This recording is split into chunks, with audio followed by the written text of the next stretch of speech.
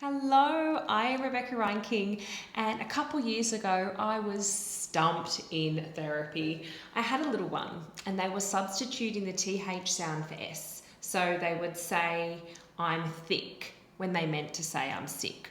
Or they'd say something like, I like to thing, when they actually meant to say, I like to sing. And I was stumped because usually I would say to a child, just, put your tongue back in, or I'd show them a picture of a mouth cue, and, all the things that I usually do to support kids' learning and their understanding. It just wasn't clicking. So I made up a story about a snake out of a cage, and I love to show it with you just so that you can get some ideas on how you might want to teach this substitution of TH for S, but also taking a step back and really thinking about our kids learn differently, and sometimes what our role needs to be is to figure out how to make a concept make it click for that child so they actually understand. So here it is. Here's a little bit of the snake out of the cage story. And how I introduced it to the kids is we talk about pets. And we talk about pets live in different places. Some might live in a cage, some might live in a tank or an aquarium. And I'd usually ask the child, like, do you have any pets, and where do they live? So right now we're getting, this concept, and we're talking about, where things are contained and where their place should be. And we talk about how sometimes we might take our pets outside, and, we're looking at this picture and it's a nice conversation. So, like what would happen if we took a bird out? Ooh, like if you took a bird outside and outside of its cage, like it could fly away, but you might have pets that you can hold. Then we introduce the snake. We say here that, some people keep snakes as pets, but what if the snake got out of its cage? What if the cage was open and the snake just got out?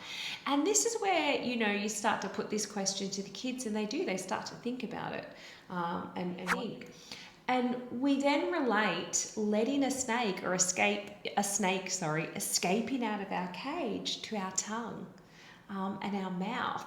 And suddenly, we're taking this concept that the child is understanding, like, yeah, you don't want just snakes escaping out of the cage, do we? But now they're relating it to themselves.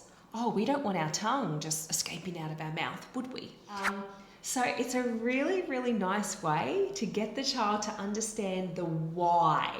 Because we're trying to, teach kids how to contrast and say the words differently so that they make sense. But sometimes we're forgetting that why part. So here you can talk about, when we make the S sound, look, our tongue stays in. Our tongue is allowed to poke out for the TH sound fourth. And yeah, we relate the snake to the tongue and our teeth and our mouth to this cage. And so suddenly the child has got this concept that they really, really understand.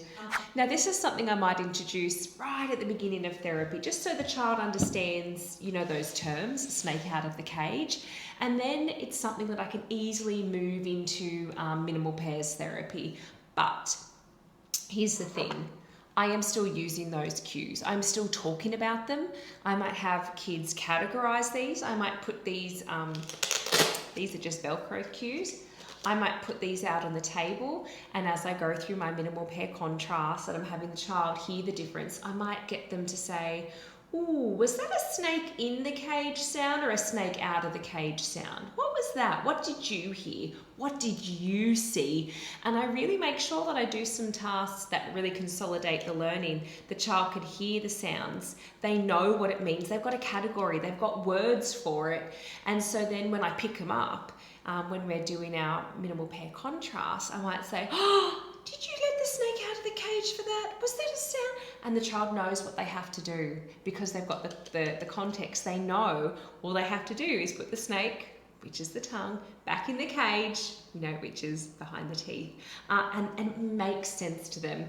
Next time you do have a child who has TH to S substitution, try this concept, try this metaphor, try explaining about, the snake getting out of the cage and how it's allowed out for some, for some things, but for other, things or sounds, it's got to stay in. And hopefully that'll just help consolidate their learning and understand why, like what the point of therapy is and what we're expecting them to do.